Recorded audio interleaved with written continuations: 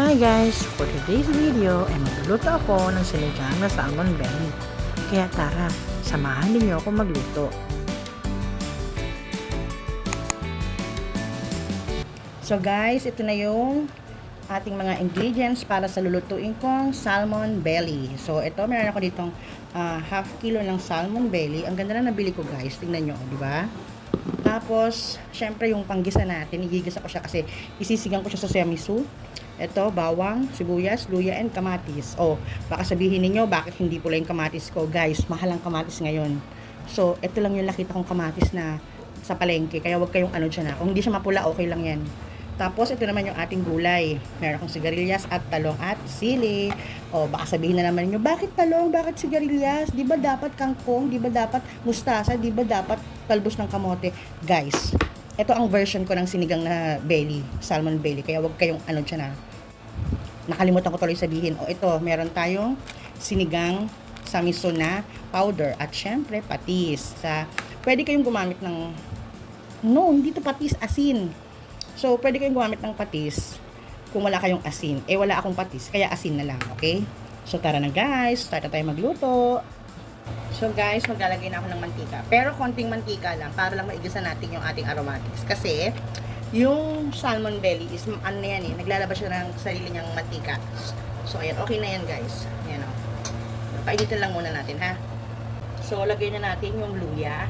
Pwede kahit anong unahin nyo. Baka mamaya magtalo-talo na naman kayo. Dapat ganito, dapat ganyan ang mauna. Kahit anong iunahin nyo po pwede. Huwag na kayo maglaban-laban dyan. Next, ang sibuyas.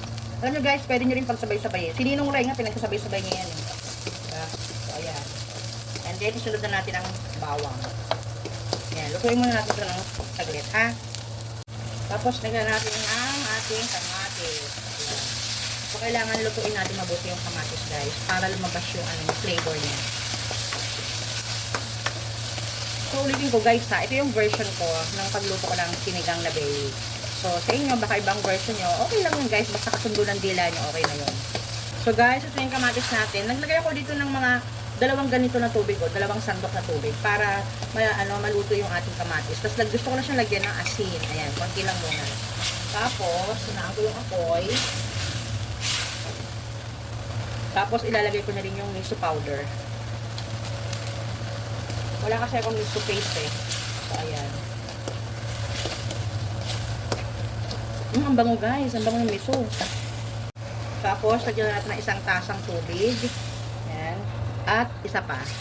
So, dalawang, hindi ko inubos, ayan guys. So, siguro 1 3/4 na tasa ng tubig. So, pakuluin muna natin to bago natin ilagay yung gulay, ha. So, guys, ayan, kukulo na siya. So, ilagay na natin yung ating mga gulay. Guys, baka nga nagtataka kayo kasi ganitong gulay ang nilagay ko. Ito kasi available dito sa bahay namin. Hindi na ako bumili sa labas. So, ito lang yung stock ko. So, kung pwede kayo maglagay kahit anong gulay na gusto ninyo. Ha?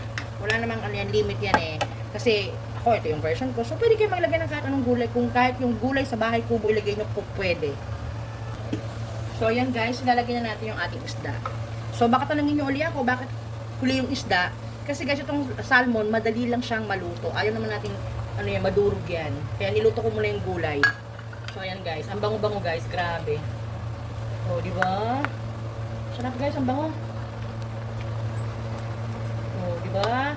So, takpan muna natin guys. Lutuin natin ng konti pa yung isda, ha?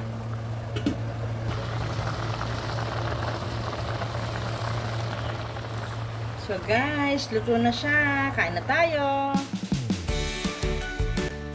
Ito na po ang version ko ng sinigang na salmon belly. Sana nagustuhan nyo. Thank you for watching. Bye!